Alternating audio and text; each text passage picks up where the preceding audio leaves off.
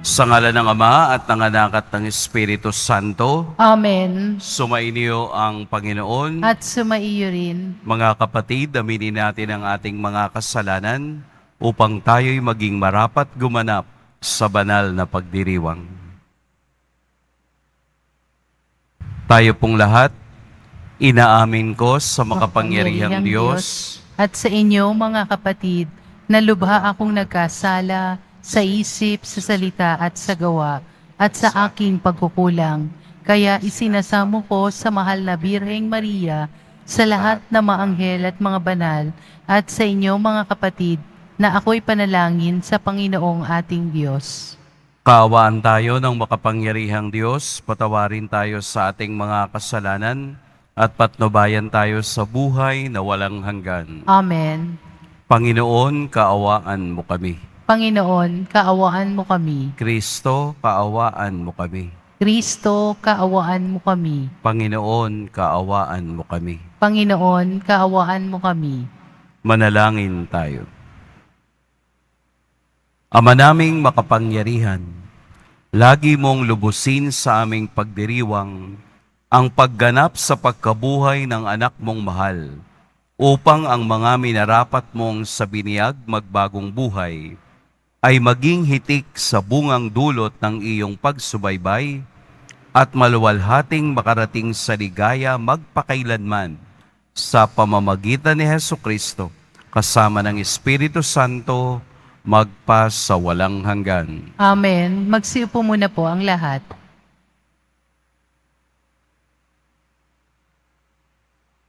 Pagbasa mula sa mga gawa ng mga apostol. Nang sumunod na araw ng pamamahinga, halos lahat ng tao sa lungsod ay nagkatipon upang pakinggan ang salita ng Diyos. Inggit na inggit ng mga Hudyo nang makita nila ang makapal na tao, kaya't nilait nila at sinalungat si Pablo. Ngunit buong tapang na sinabi ni na Pablo at Bernabe, sa inyo muna dapat ipahayag ang salita ng Diyos. Yamang itinakwil ninyo ito, tinatulan ninyo ang iyong sarili na hindi karapat-dapat sa buhay na walang hanggan. Kaya't pupunta kami sa mga hintil, sapagkat ganito ang iniutos sa amin ng Panginoon. Ininagay kita na maging ilaw sa mga hintil upang may balita mo ang kaligtasan hanggang sa dulo ng daigdig. Nagalak ang mga hintil nang marinig ito at nagpuri sa Panginoon dahil sa salita niya at sumampalataya ang mga hinirang sa buhay na walang hanggan. Kaya't lumaganap sa buong lupain ang salita ng Panginoon. Ngunit sinulsulan ng mga Hudyo ang mga babaeng sumasamba sa Diyos at kilala sa lipunan. Gayon din ang mga lalaking pinuno ng lungsod. Ipinausik nila sina Pablo at Bernabe at pinalaya sa lupaing iyon. Kaya't pinagpag ng dalawa ang alikabok sa kanilang mga paa bilang saksi laban sa mga taga-roon at sila'y nagtungo sa Ikonyo. Ang mga alagad naman sa Antioquia ay natigib ng galak at napuspos ng Espiritu Santo. Ang salita ng Diyos. Salamat sa Diyos. Kahit sa ay namamalas, tagumpay ng nagliligtas. Kahit sa ay namamalas, tagumpay na nagliligtas. Umawit ng bagong awit at sa poon ay ialay, pagkat yung ginawa niya ay kahangahangang tunay. Sa sariling lakas niya at taglina kabanalan, walang hirap na natamo iyong hangad na tagumpay. Kahit sa ay namamalas, tagumpay ng nagliligtas. Ang tagumpay niyang ito'y siya na rin na naghayag. Sa harap ng mga bansay, nahayag ang paglaligtas. Ang pangako sa Israel, lubos niyang tinutupad. Kahit sa ay namamalas, tagumpay ng nagliligtas. Tapat siya sa kanila at ang pag-ibig ay wagas. Ang tagumpay ng ating Diyos, kahit sa ay namalas. Magkaingay na may galak, iyong lahat sa daigdig. Ampon ay buong galak na purihin sa pag-awit. Kahit sa ay namamalas, tagumpay ng nagliligtas. Magsitayo po ang lahat.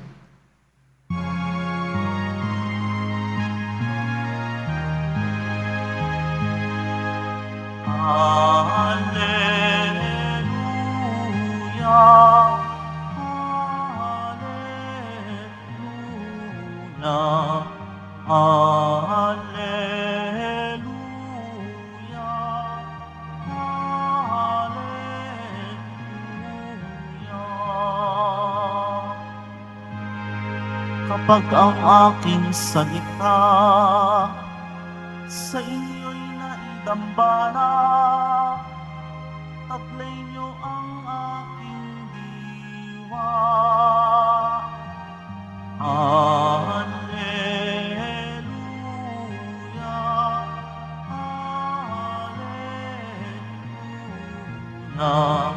Alleluia, Alleluia.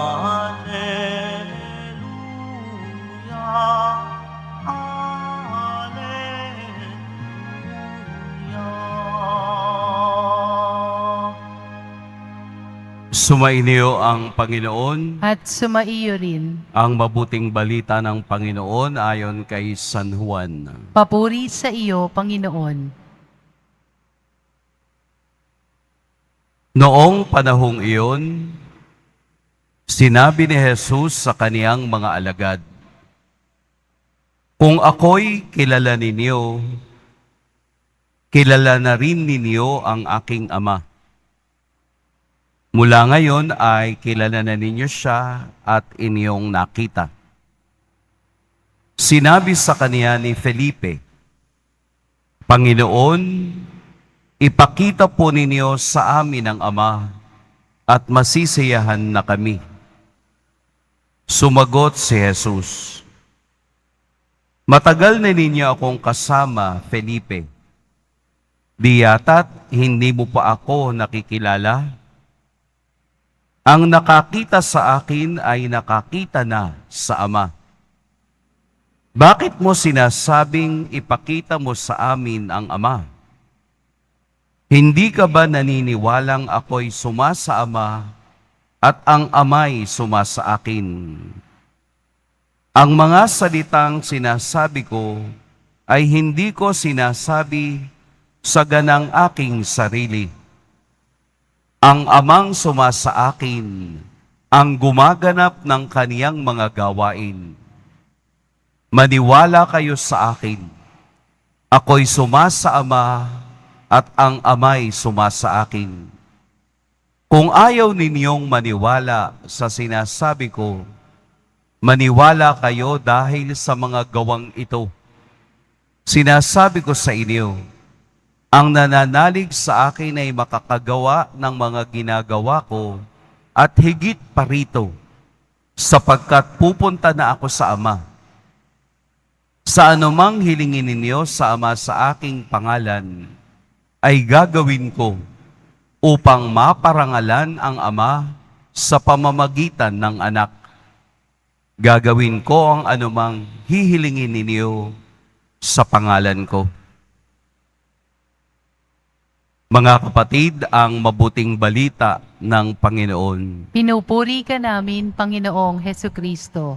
Magsiupo muna po ang lahat. Magandang umaga po sa lahat. Ito ang mga huling salita ni Jesus doon sa kanilang pagtitipon bago siya pumasok ng Jerusalem para sa kaniyang pagpapakasakit. Muli ipinakilala ni Jesus ang kaniyang sarili sa kaniyang mga alagad.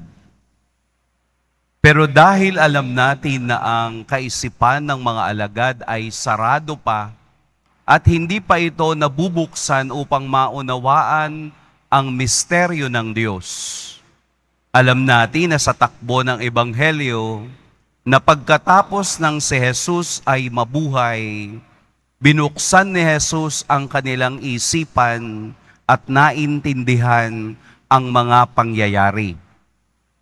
Sa puntong ito ng kanilang pag-uusap, hindi pa nila lubos na nauunawaan kung ano ang tatahakin ni Jesus sa mga susunod na araw.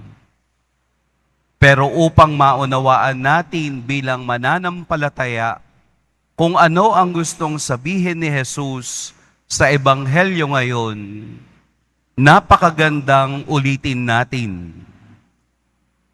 Ang nananalig sa akin ay makagagawa ng mga ginagawa ko at higit pa rito, sapagkat pupunta na ako sa Ama. Ang nananalig sa Kanya. Ano ba ang ginawa ni Jesus?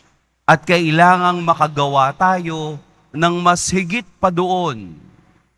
Nakita ni Felipe at ng ibang mga alagad kung ano ang ginawa ni Jesus sa kaniyang paglalakbay at sa kaniyang pagbabahagi ng mabuting balita.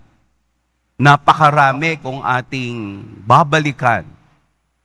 Nakita nila kung papaanong lumakad si Jesus sa ibabaw ng tubig. Nakita nila kung papaanong pinahinto ni Jesus ang galit na mga alon nang sila'y nasa bangka. Nakita nila kung papaanong makapagsalita ang mga pipi at makarinig ang mga bingi. Nakita nila kung paanong magbuhay ng patay si Jesus. Nakita nila kung papaanong ang kapangyarihan ng dala ni Jesus ay kapangyarihan lamang pwedeng gawin ng nag-iisang Diyos. Kaya nagtataka si Jesus kung bakit hindi pa rin maunawaan ni Felipe kung sino ang kaniyang kaharap. Marahil dala ng pagkatao ni Felipe na katulad ng mga ibang Hudyo na naghahanap ng isang taong magpapalaya sa kanila laban sa mga mananakop na Romano. Pero ang kanilang kaisipan ay iba sa kaisipan ni Jesus. Kaya sa huling pagkakataon, muling sinabi ni Jesus na ako at ang Ama ay iisa. Ang nakakita sa akin ay nakakita na sa Ama. Ang larawan ni Jesus, ang ating poong Nazareno, ay siya ring larawan ng Ama. Kung paanong naging mapagmahal si Jesus, ganun din ang pagmamahal ng Ama, sapagkat wala nang iba pang pwedeng kumonekta sa Kanya kung hindi ang pinakamataas at ang pinakabanal. Ito ang misteryo ng kanilang kaganapan. Ito ang misteryo ng kanilang pag-iisang Diyos. Magkaiba, ngunit isa. Isang misteryong ating laging tinitingnan sa mukha at gawa ni Jesus. Maaring malalim, pero iyon ang misteryo ng ating pananampalataya. Ang misteryong tulad din ng hindi pagkaunawa ni Felipe, yun din kadalasan ang ating nararamdaman. Pero ang may pananalig sa Kanya, ang may pananampalataya sa Kanya, ay makagagawa ng mga ginagawa ko at higit pa rito. Nangangahulugang umaasa si Jesus na tayo'y may gagawin ng mas higit sa ginawa niya dahil ginagamit natin ang kaniyang banal na pangalan. Kung tayo ay hihiling sa Diyos, gagamitin natin ang pangalan ni Jesus upang anumang hilingin natin sa Kanya ay magkakaroon ng katuparan.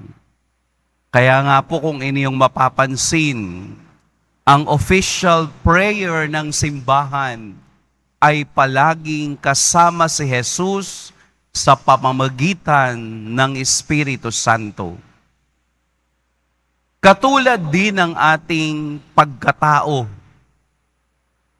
katulad din ng ating pag-iral sa mundo. Hindi ka iiral, hindi ka mabubuhay sa sarili mo lamang. Mayroong bahagi ang iyong Ama sa iyong sariling pagkakakilanlan. Hindi mo pwedeng alisin ang Espiritu ng Ama sa ating sarili sapagkat tayo'y kombinasyon ng kanilang pag-iibigan kaya tayo umiiral. Kaya nga minsan, naririnig natin sa ibang tao, para kang itsura ng ama mo. Dahil ikaw sa sarili mo ay refleksyon ng iyong ama na isinalin sa iyo ang kaniyang pagiging tao upang ikaw ay magkaroon ng pagkakakilanlan. Sino ba ang aayaw kung sinabi sa iyong kamukha ka ng tatay mo? Ewan ko lang doon sa mag-asawang nag-aaway. Palaging sinasabi, buti na lang hindi ka kamukha ng tatay mo. Bakit galit na galit ka? Hindi naman mabubuo iyan, mag-isa ka. Ang pagmamahalan natin o ang pagmamahalan ng ama at ng ina ay nagkakaroon ng katuparan dahil sa ating pagsilang. So dahil sa ating pagiging tao, nagkaroon ng hugis ang pagkaama ng ating ama. Kaya dun po sa mga tatay na buhay pa, mahalin ninyo ang inyong ama habang nandito pa, sapagkat sila ay mukha ng iyong pag-iral. Sapagkat siya ay mukha at larawan ng iyong pagiging tao dito sa mundo. Kaya po ang Ebanghelyo ay hindi naman talaga mahirap unawain. Ito lamang ay misteryo ng pagka-Diyos ni Jesus at ng Ama, pero dahil sa kanilang pag-ibig, tayo'y nagkakaroon ng liwanag ng pag-iral, ng liwanag ng buhay, at ng liwanag ng paniniwalang may Diyos na kamukha natin. Kung ang Diyos Ama ay nagkaroon ng mukha kay Jesus, nangangahulugang ang Diyos na ating kinikilala ay kabahagi tayo ng kanilang pagkadiyos o kaniyang pagkadiyos, dahil kung ano ang mukha ng Diyos, yun ang ating mukha. Kaya po walang pangit. Lahat tayo ay gwapo at magaganda dahil tayong lahat ay kawangis, kahugis ng Diyos. Kung ikaw ay kawangis at kahugis ng Diyos, ano pa ang hihilingin mo? Gagawa ka ng mga bagay na makadiyos. Kaya pumapangit ang tao dahil gumagawa siya ng gawain ng demonyo. Kaya naghuhugis demonyo ang tao dahil ang ginagawa niya ay gawain ng demonyo. Pero kung gawain ng Diyos ang iyong ginagawa, lalabas sa iyo, makikita sa iyo ng ibang tao na ikaw ay makadiyos dahil ang ginagawa mo ay palaging mabuti at ayon sa pangalan ni Jesus. Huwag kayong papayag na tawagin kayong demonyo, sapagkat kailanman hindi mananalo ang demonyo sa kabutihan, biyaya, grasya at pagmamahal ni Jesus. Hayaan natin ang Espiritu ng Diyos ang makita sa ating lahat na tayo ay Kristiyanong nananalig sa Kanya at ang lahat ng aking ipapanalangin ay mangyayaring lahat sa pangalan ni Jesus. Amen. Pagpalain tayo ng poong may kapal. Magsitayo po ang lahat.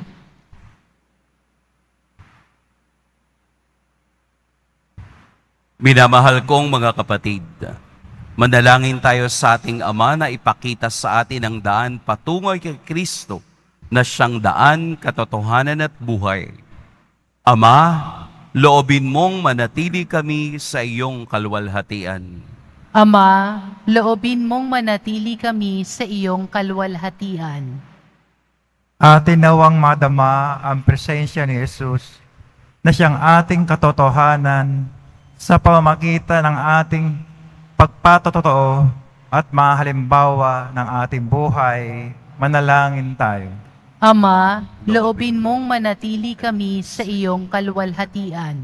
Ang mga naglilingkod sa bayan, naway akayin ang mga mamamayan sa tamang landas ng katarungan, kapayapaan at pagkakaisa. Manalangin tayo.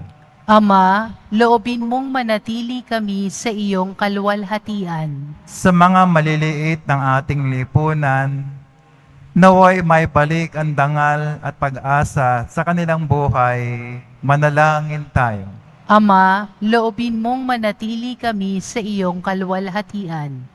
Ang mga biktima ng pang-aapi at kahalayan, naway magtamo ng katarungan, kalayaan at kapayapaan. Manalangin tayo. Ama, loobin mong manatili kami sa iyong kalwalhatian. Ang mga namayapa, naway makarating sa lugar na inihanda ni Kristo para sa kanila. Manalangin tayo. Ama, loobin mong manatili kami sa iyong kalwalhatian. Diyos na aming Ama, manatili ka sa aming piling sa pamamagitan ng iyong anak at loobin mong siya ang aming maging daan ng aming katotohanan at ang aming buhay. Hinihiling namin ito sa pamamagitan ni Kristo na aming Panginoon. Amen. Magsiupo muna po ang lahat.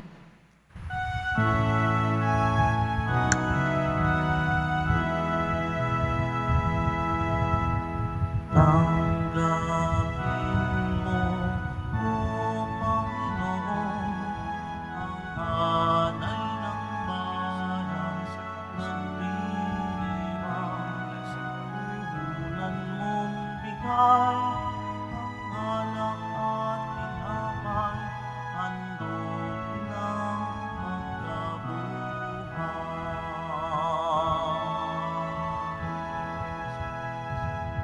Pinupuri kita, Poong, sapagkat ako'y iniligtas. Mga kaaway di maupang matuwa mula sa libingan. Tanggapin mo, O Panginoon, ang alay ng bayan ng diriwang. Puhunan mong bigay ang alak at tinapay, handog ng pagkabuhay.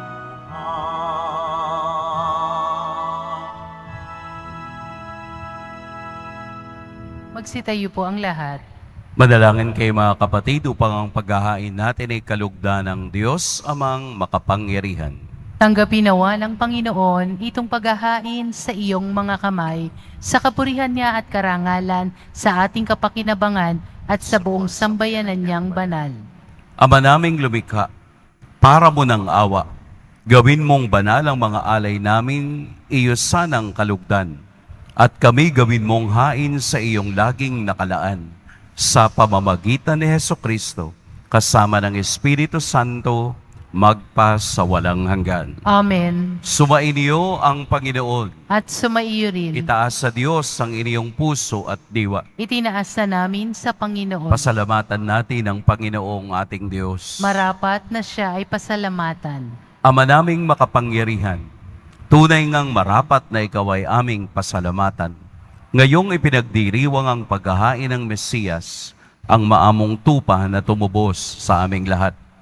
Siya'y talagang maaasahan at ang katapatan niya sa pananagutan ay siyang bumago sa dating pamumuhay sa sangkatauhang namihasa sa pagkasalawahan.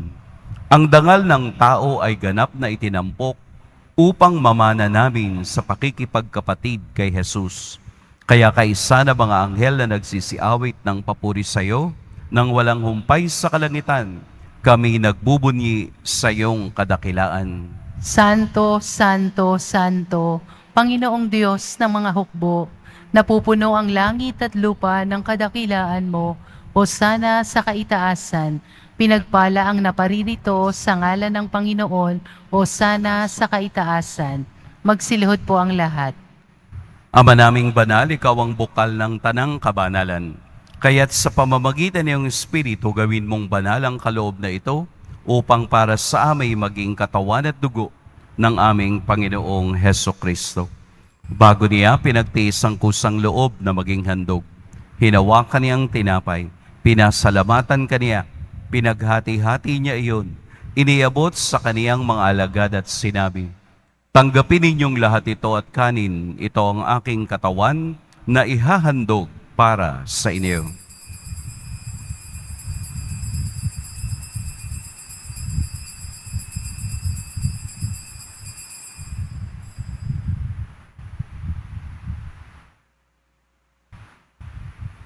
Gayun din naman, nung matapos ang hapunan, hinawakan niya ang kalis, muli kaniyang pinasalamatan. Inabot niya ang kalis sa kaniyang mga alagad at sinabi, "Tanggapin ninyong lahat ito at inumin, ito ang kalis ng aking dugo. Nang bago at walang hanggang tipan, ang aking dugo na ibubuhos para sa inyo at para sa lahat, sa pagpapatawad ng mga kasalanan. Gawin ninyo ito sa pag-alala sa akin."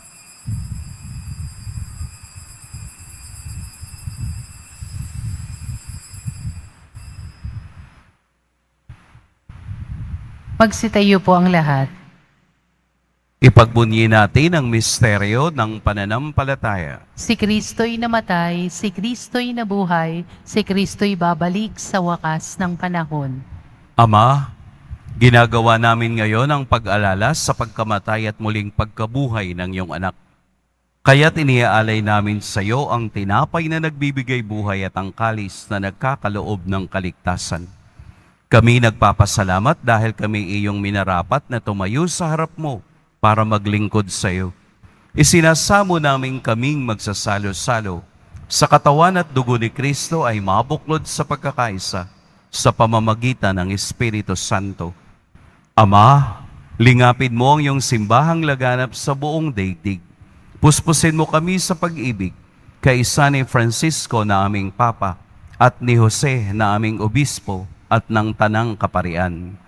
Alalahanin mo rin ang mga kapatid naming nahimlay nang may pag-asang sila'y muling mabubuhay, gayon din ang lahat ng mga pumanaw.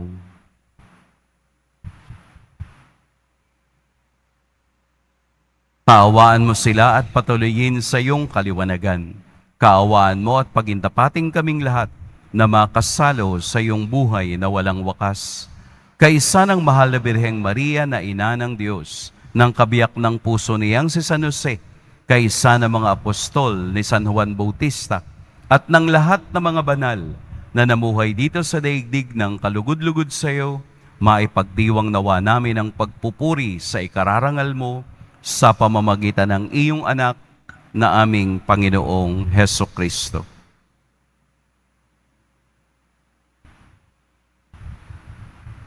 Sa pamamagitan ni Kristo, kasama niya at sa Kanya, ang lahat ng parangal at papuri sa iyo, Diyos, Amang makapangyarihan, kasama ng Espiritu Santo, magpa sa walang hanggan. Amen. Sa tagubili ng nakagagaling na utos at sa turo ni Jesus na Panginoon natin at Diyos, ipahayag natin ng lakas loob. Ama namin, Masa langit ka, sambahin ang ngalan mo, mapasa amin ang kaharian mo, sundin ang loob mo dito sa lupa para nang sa langit.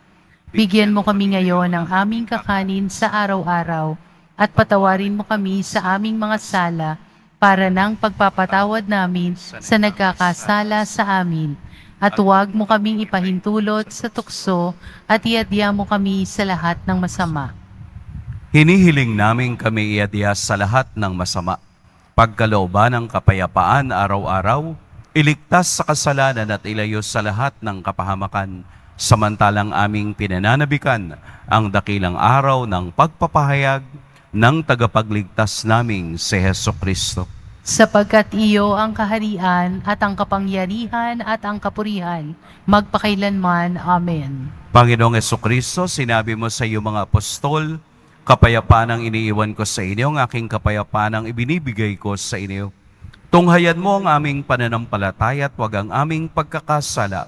Pagkalooban mo kami ng kapayapaan at pagkakaisa ayon sa iyong kalooban, kasama ng Espiritu Santo, magpa sa walang hanggan. Amen. Ang kapayapaan ng Panginoon naway laging sumainyong lahat. At sumaiyo rin. Magbigayan kayo ng kapayapaan sa isa't isa.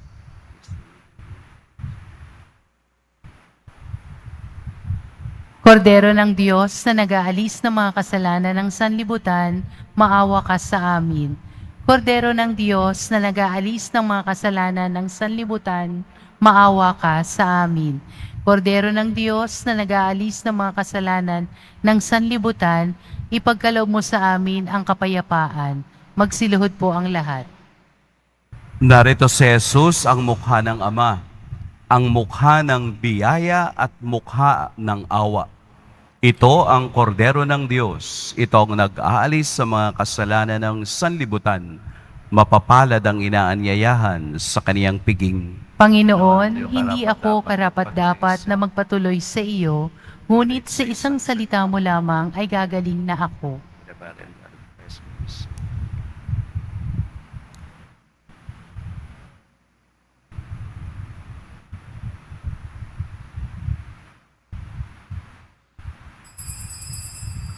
Para sa lahat ng tatanggap ng banal na komunyon, sasagot po tayo ng amen.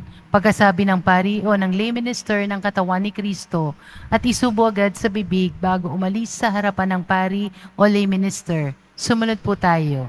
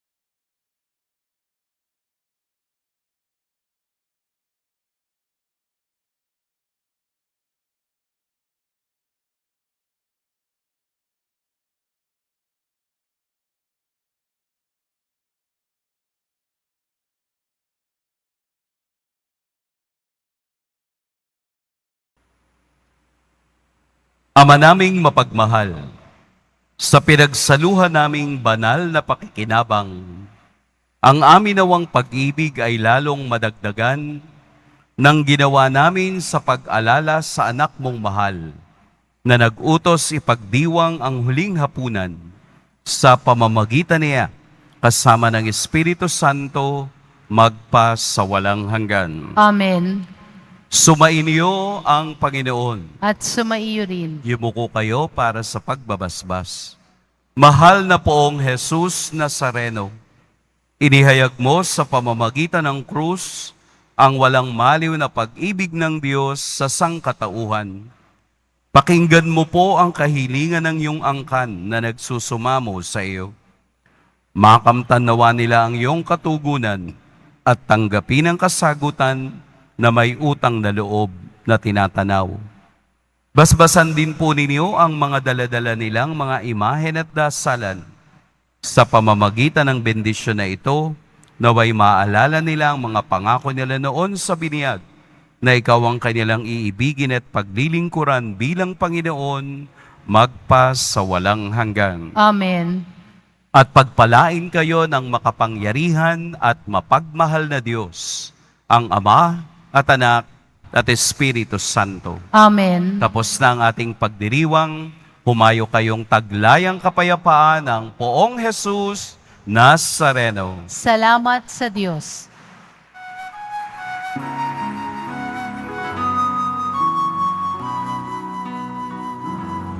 Nuestro Padre Jesus Nazareno, sinasamba ka namin.